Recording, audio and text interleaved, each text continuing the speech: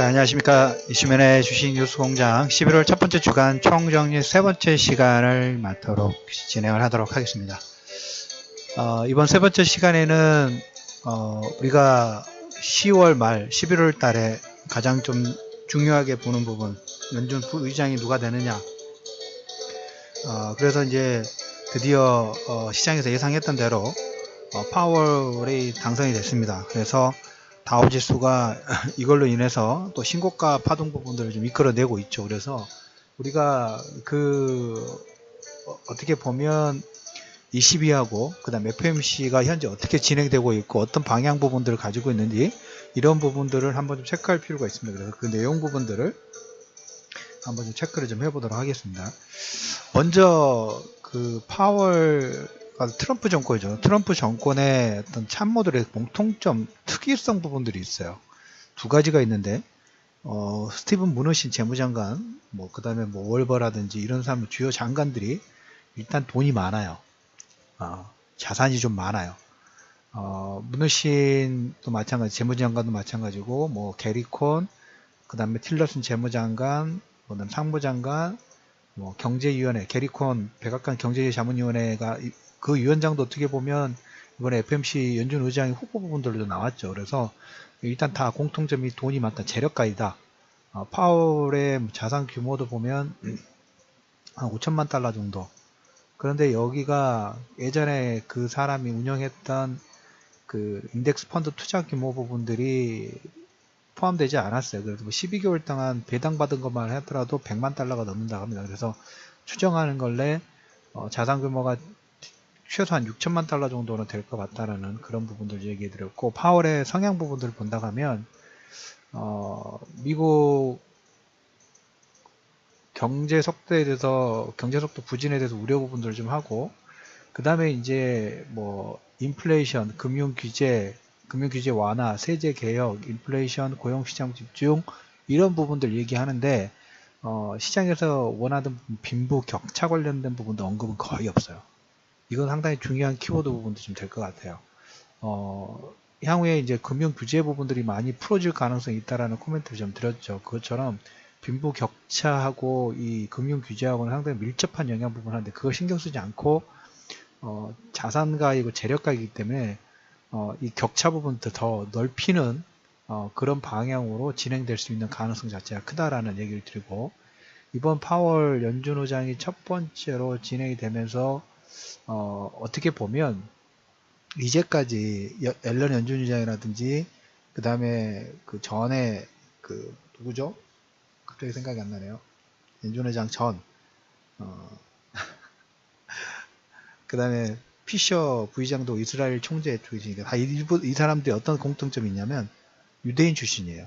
근데 파월이 이번에 되면서 유대인 출신이 이제까지 공식적인 연준 의장의 지명이 좀 됐고 임기 부분들 진행하고 연임을 하고 계속적으로 이런 흐름 부분들 진행이 되는데, 이번에는 이 유대인이 공식 의장이 되는 룰이 깨졌어요. 그런데 중요한 것은 조금 전에 말했던 스티븐 무누신의 게리콘이라든지 주요 장관들 있죠. 그러니까 돈에 관련된 대부분의 주요 핵심 요직은 아직까지도 유대인이 절대적으로 가지고 있다라는 얘기를 좀 드려보도록 하겠고, 그 다음에 이제 보시면 이 파월 같은 경우는 대형 사모펀드 칼라일 그룹이라고 있습니다. 칼라일 그룹 출신이에요. 그래서 핵심 키워드는 아까 그 빈부 격차 부분에 대한 코멘트가 거의 없었다고 얘기 드렸죠. 그 외에 시장 관련된 부분하고 세제 개혁, 그 다음에 개편, 규제 완화 이런 쪽의 성향 부분들을 가지고 있는데, 이 사람 출신 자체도 보면 대형 사모펀드예요. 사모펀드 출신이다 보니까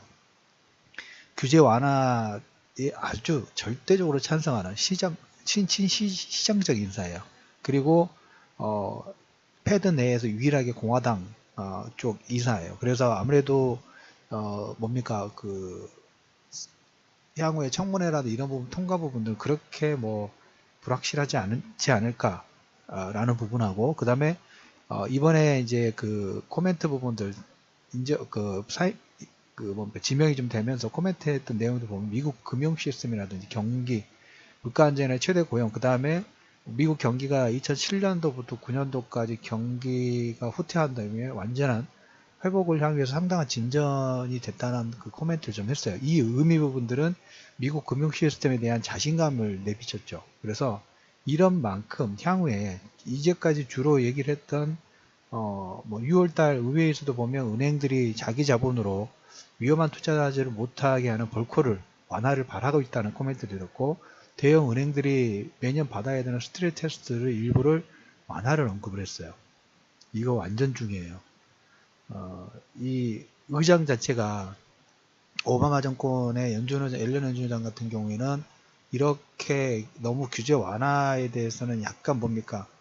이 거리감을 좀 뒀었죠. 근데 그렇지 않고 이 파월 이번 연준의장 같은 경우는 사모펀드 출신이고 빈부격차 별로 신경 쓰지 않고 그다음에 투자은행의 규제법인 도드 프랭크법을 개혁을 주장. 그러니까 이걸 투자은행에 규제를 하지 말고 완화를 해주자는 거죠. 그다음에 6월달 의회에서도 보면 은행들이 자기 자본에 위험한 투자를 못하게 하는 벌크를 완화. 그다음에 스트레스 테스트도 완화해야 된다. 어마어마한 의미를 가지고 있어요. 어마어마해. 이 향후에 뭡니까? 그 패드에 FMC에 있는 국채 자산 축소 부분들을 진행할 때 이걸 누가 받아줄까? 누군가가 받아줘야 되겠죠. 시장에서 받아주기 것도 기본이지만 아마 일반 많은 작은 부분들을 운영을 하고 있는 은행 쪽에서 받아줄 수 있는 가능성. 그러면 그 은행들이 그걸 받아가지고 가만히 있을 수 없죠. 뭔가 투자를 하든가 이렇게 이런 방향으로 진행돼야 될까. 근데 이제까지는 규제 부분들로 딱 묶여있기 때문에 할 수 있는 방안 자체가 별로 없어요. 그래서 예전에 그 뭡니까 1차, 2차, 3차 양적 완화 부분들 진행될 때 대형 은행들이 그 수혈받았던 돈을 민간에 풀었던 게 아니라 그냥 다 FMC에 예치시켜줬어요. 왜? 밖에는 너무 위험성이 많으니까 차라리 그렇게 위험한 리스크를 투자를 하는 것보다는 FMC에서 주는 그 의자가 약간 그 아주 작긴 합니다만 이자 부분들 좋기 때문에 그냥 누워서 헤엄치기였어요. 그걸로 인해서 어떻게 보면 자산이 재무장치가 좋아지는 그런 케이스 부분을 했는데 이 자금들이 이제 밖으로 나올 수 있는 계기를 만들어주는 거예요. 돈이 더 빠르게 통화 성수라는 통화 속도 부분들이 빠르게 해줄 수 있는 규제 완화의 어떤 기본 축 자체가 뭐 아직 정책적으로 만들어진 건 아닙니다. 파월이 아직 그 뭡니까 연준 의장이 그 앨런 연준 의장이 내년 2월까지 기간이 있고 그 이후에 진행을 하기 때문에 그리고 이제 이렇게 진행됐을 때 규제 완화 부분들, 뭐 정책적인 부분들 시간이 좀 상당히 걸리겠죠. 아무리 빨라도 내년 상반기 내에는 이런 틀 자체가 만들어지고 정책적인 부분들이 그 틀이 만들어진 다음에 그 정책적인 부분들 예를 들어서 돈의 유통 부분들이 진행되기까지 상당히 좀 시간이 좀 걸리죠. 아무리 빨라도 5개월, 6개월 이 정도까지.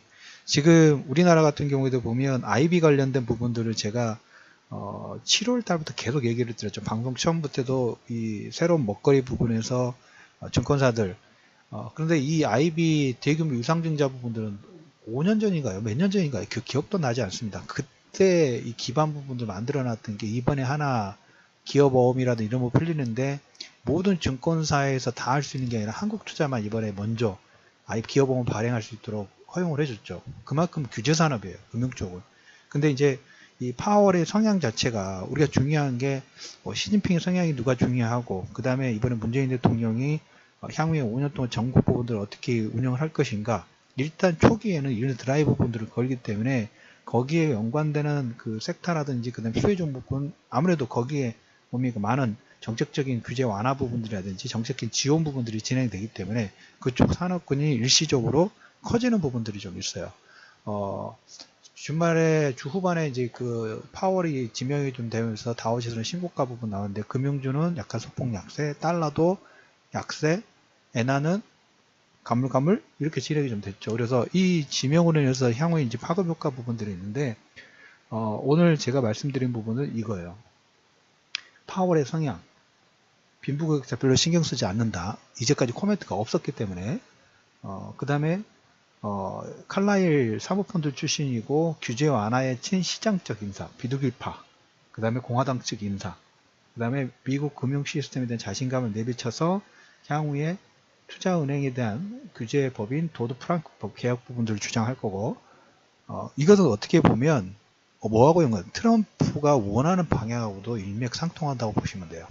어떻게든 규제 완화 부분들을 하려고 계속 트라이 부분들을 하고 있죠. 근데 전에는 앨런 연준 의장이 그러면 안 된다라는 어떤 브레이크 부분들을 약간 좀 걸었다면 그 방해물이 제거가 됐어요.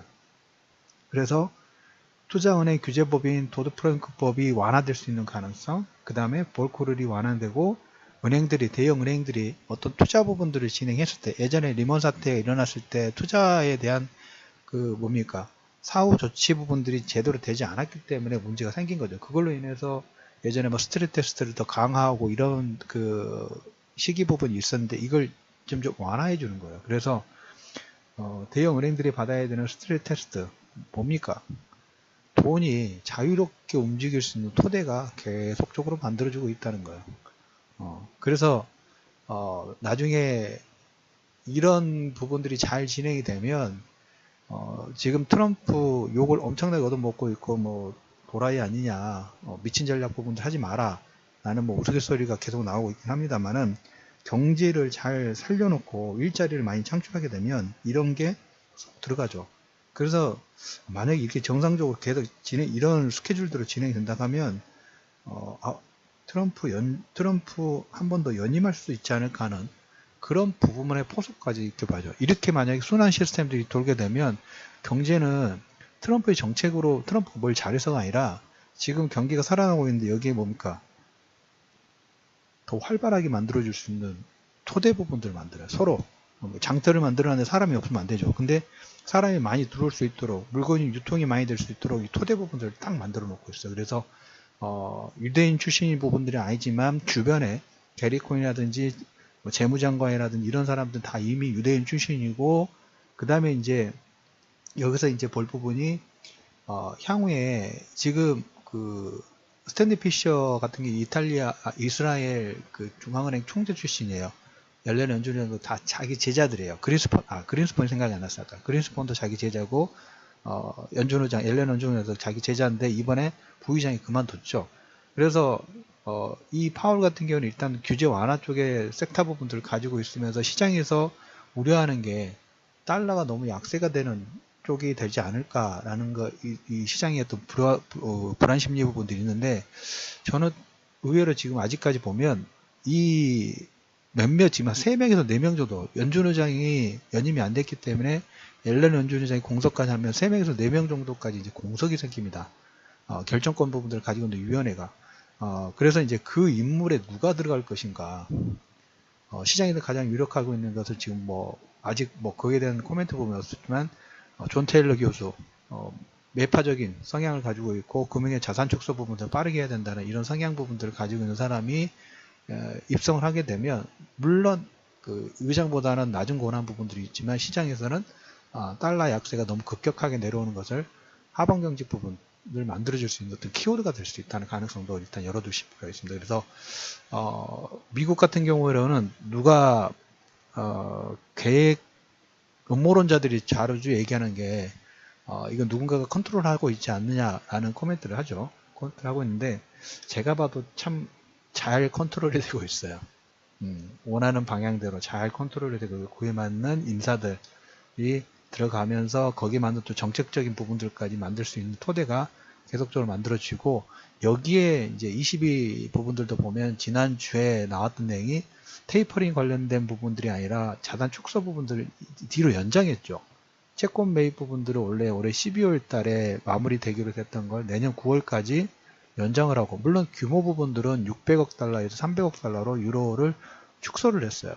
축소를 하면서 그때 드라기 총재가 코멘트를 했던 게 채권 부족 부분들이 지금 계속 나오고 있어요. 왜냐하면 매달 600억 달러 정도 채권을 매수를 하다 보니까 우량 채권, 그러니까 자기들이 살 수 있는 채권의 등급이 있죠. A등급, B등급, C등급 했을 때 등급 자체가 있는데 몇 년 동안 600억 달러 정도 매년 사다 보니까 그 우량 채권 부분들이 별로 없어요. 그런데 드라기 총재가 뭐라고 했냐면 이 유연성 부분들이 충분히 있다.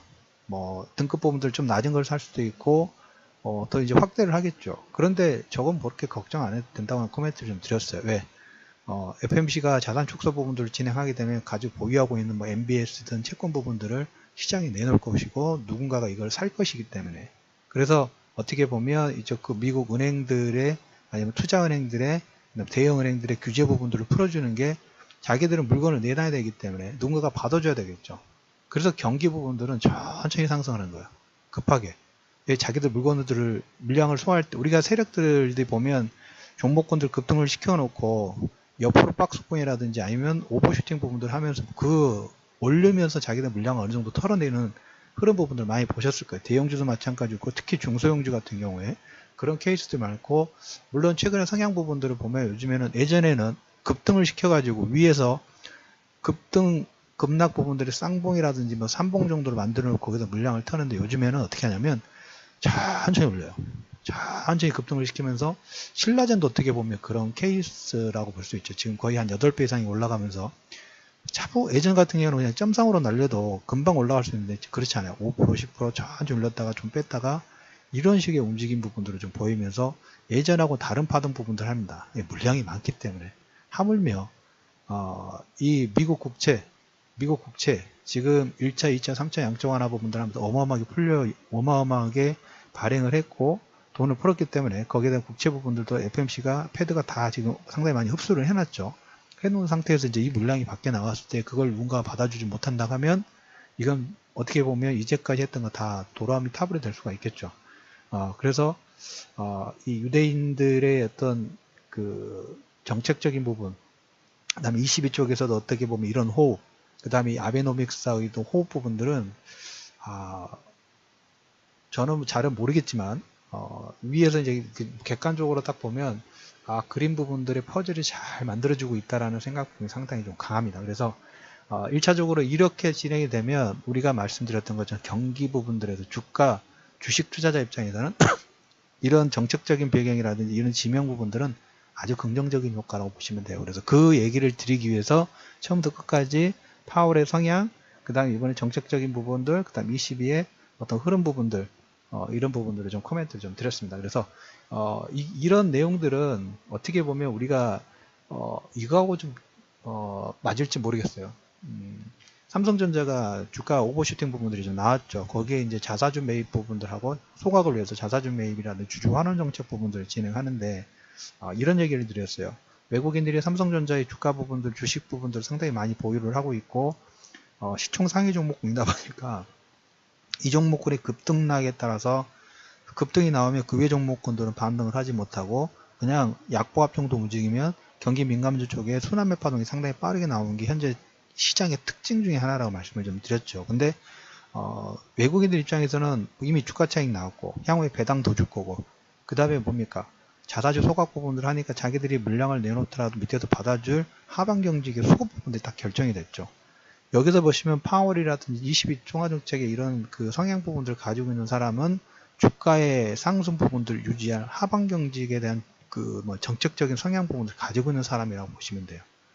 기본 성향 자체가 이런 부분이 있고 주말 방송에서 제가 이제 그 내용 부분들 정리를 하면서 어떤 내용 부분들 이렇게 딱 정리를 하다 보니까 7월 달부터 우려했던 내용이 하나가 터졌어요. 그 부분은 제가 주말 방송 후반부에 올려드리도록 하겠습니다. 그래서 그 부분들을 이건 긍정적인 내용, 그 부분은 부정적인 내용이 될 수가 있어요. 그래서 그 부분은 추가적으로 방송 올려드린 내용 부분들 참고하시길 바라면서 금일 세 번째 주간 총정리 세 번째 방송은 여기서 마무리를 하도록 하겠습니다. 자, 주말 아침입니다. 아침 날씨가 상당히 좋은데 편안한 아침 시작하시고 4부, 5부 어떻게 될지 모르겠습니다. 계속 진행하면서 올려드려 할 테니까 3부는 여기서 마무리를 하도록 하겠습니다. 이상 이슈맨의 주식 뉴스 공장 총정리 3부를 마무리하도록 하겠습니다.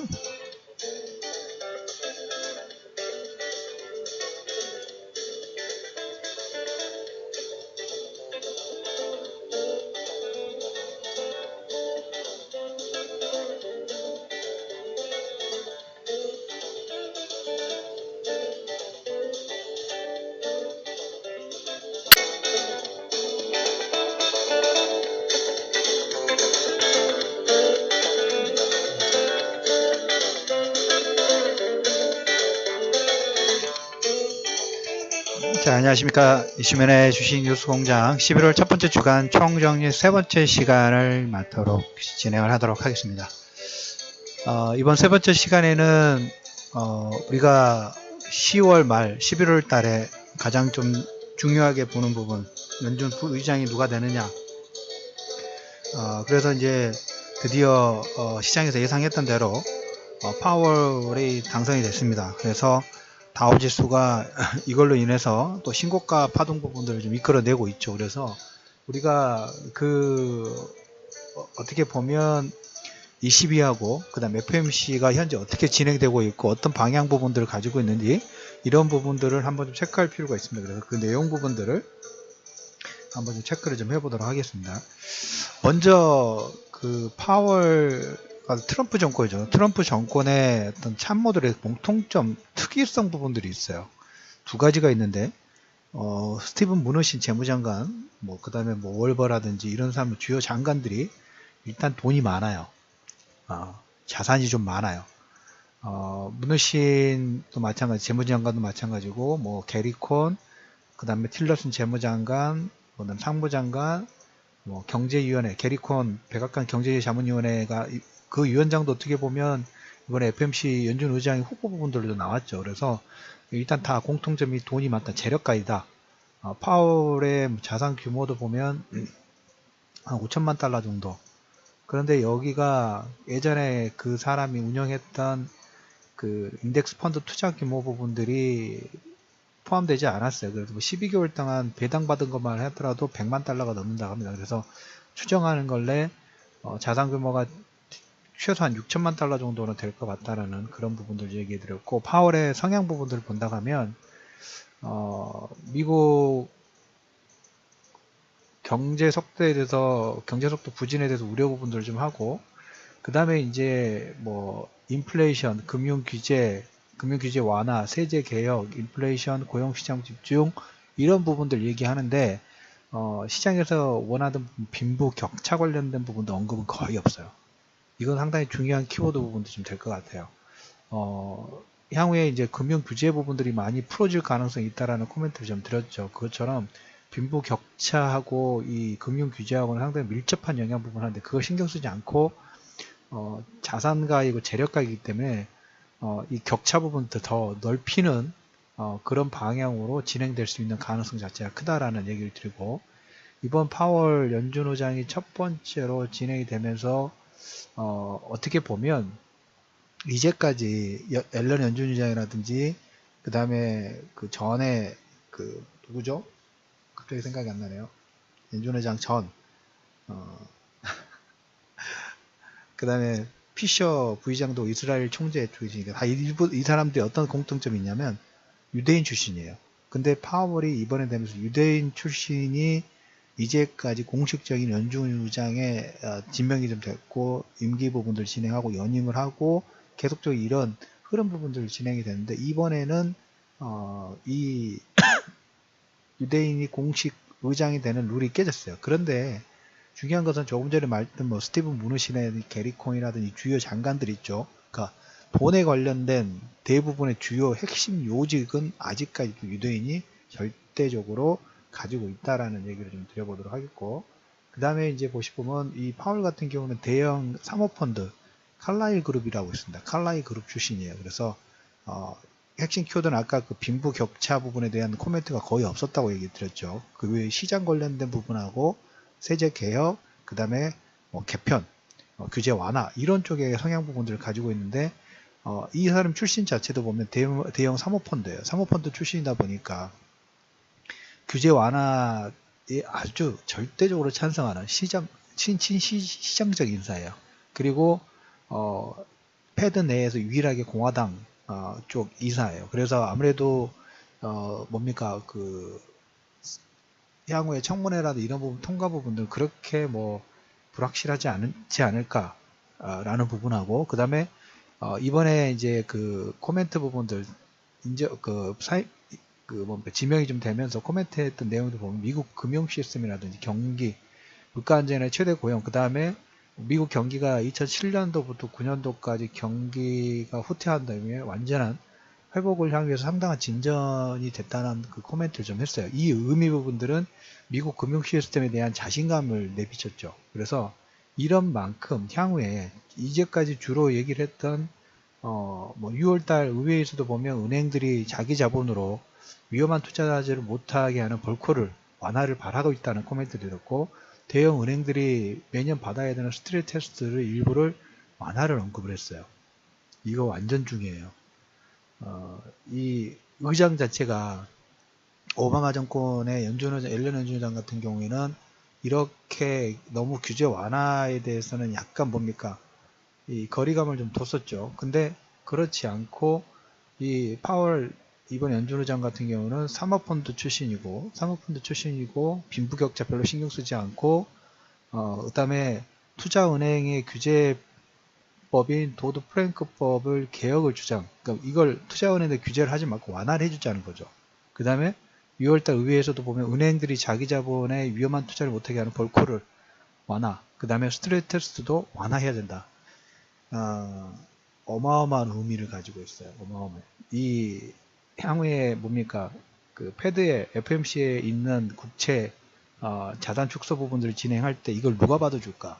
누군가가 받아줘야 되겠죠. 시장에서 받아주기 것도 기본이지만 아마 일반 많은 작은 부분들을 운영을 하고 있는 은행 쪽에서 받아줄 수 있는 가능성. 그러면 그 은행들이 그걸 받아가지고 가만히 있을 수 없죠. 뭔가 투자를 하든가 이렇게 이런 방향으로 진행돼야 될까. 근데 이제까지는 규제 부분들로 딱 묶여있기 때문에 할 수 있는 방안 자체가 별로 없어요.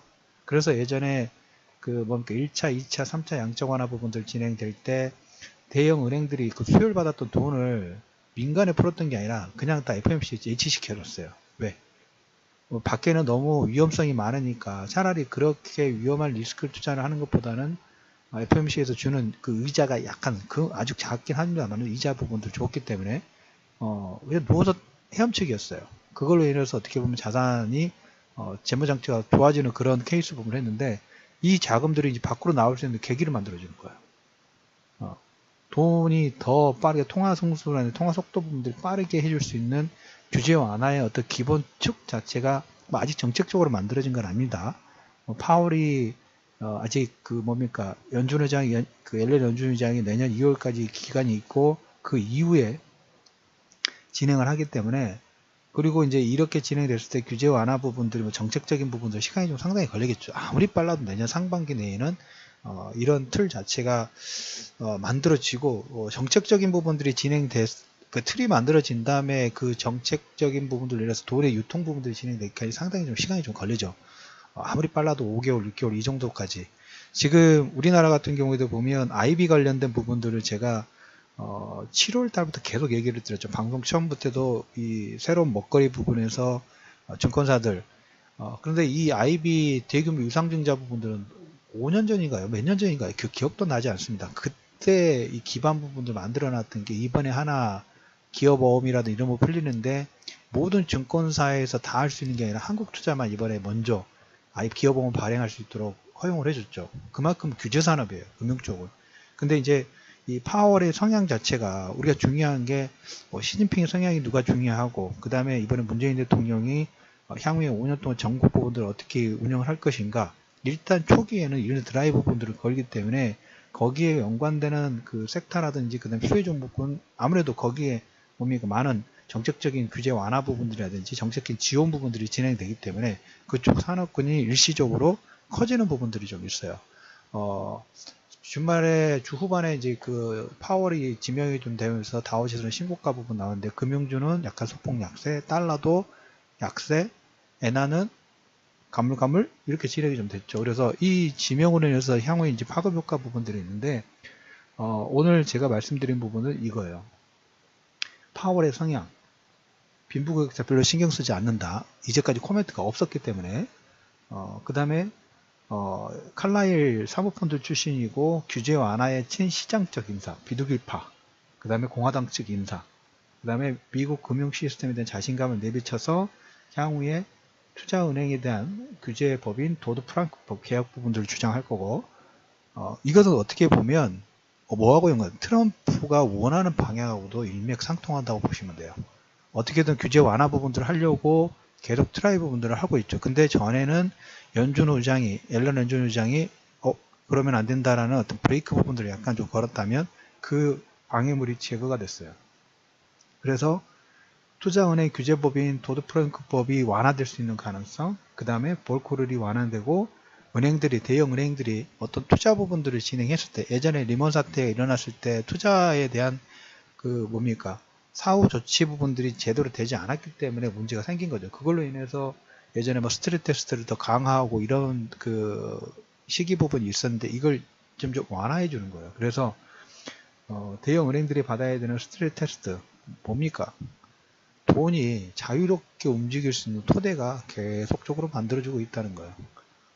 그래서 나중에 이런 부분들이 잘 진행이 되면 지금 트럼프 욕을 엄청나게 얻어먹고 있고 뭐 도라이 아니냐, 미친 전략 부분들 하지 마라 라는 뭐 우스갯소리가 계속 나오고 있긴 합니다만은 경제를 잘 살려놓고 일자리를 많이 창출하게 되면 이런 게 들어가죠.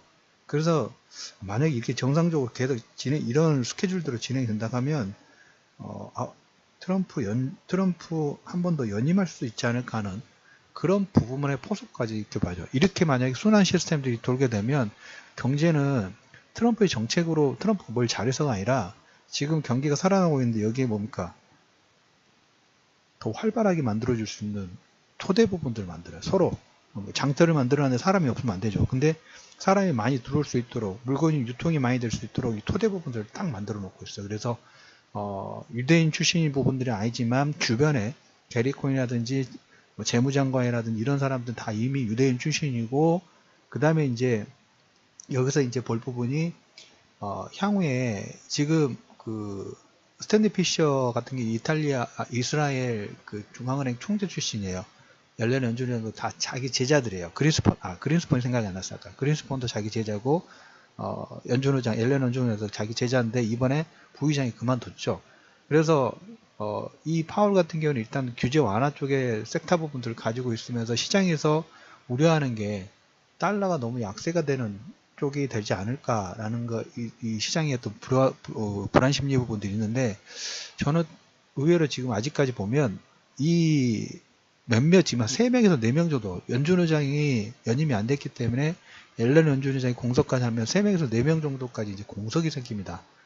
결정권 부분들을 가지고 있는 위원회가 그래서 이제 그 인물에 누가 들어갈 것인가 시장에서 가장 유력하고 있는 것을 지금 아직 거기에 대한 코멘트 보면 없었지만 존 테일러 교수 매파적인 성향을 가지고 있고 금융의 자산 축소 부분들을 빠르게 해야 된다는 이런 성향 부분들을 가지고 있는 사람이 입성을 하게 되면 물론 그 의장보다는 낮은 권한 부분들이 있지만 시장에서는 달러 약세가 너무 급격하게 내려오는 것을 하방 경직 부분을 만들어줄 수 있는 어떤 키워드가 될 수 있다는 가능성도 일단 열어두실 필요가 있습니다. 그래서 미국 같은 경우에는 누가 계획 음모론자들이 자주 얘기하는 게 이건 누군가가 컨트롤하고 있지 않느냐라는 코멘트를 하죠. 코멘트를 하고 있는데 제가 봐도 참 잘 컨트롤이 되고 있어요.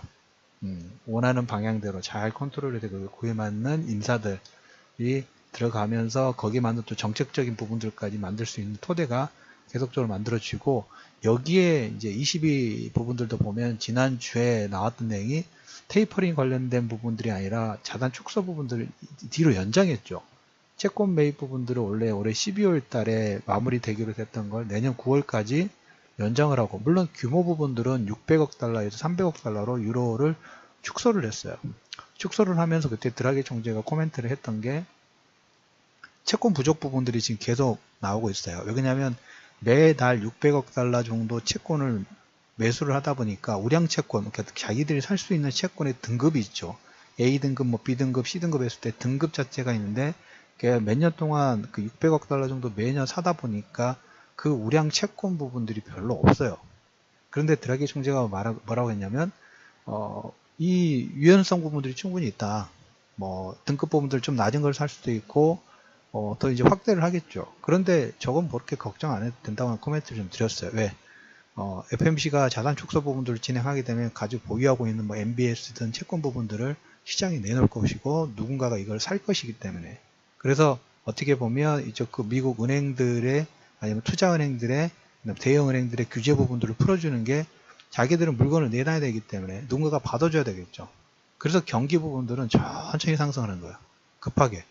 자기들 물건들을 물량을 소화할 때 우리가 세력들이 보면 종목군들 급등을 시켜놓고 옆으로 박스권이라든지 아니면 오버슈팅 부분들 하면서 그 올리면서 자기들 물량을 어느 정도 털어내는 흐름 부분들 많이 보셨을 거예요. 대형주도 마찬가지고 특히 중소형주 같은 경우에 그런 케이스도 많고, 물론 최근에 성향 부분들을 보면 요즘에는 예전에는 급등을 시켜가지고 위에서 급락 부분들의 쌍봉이라든지 뭐 삼봉 정도로 만들어 놓고 거기다 물량을 터는데, 요즘에는 어떻게 하냐면 천천히 올려요.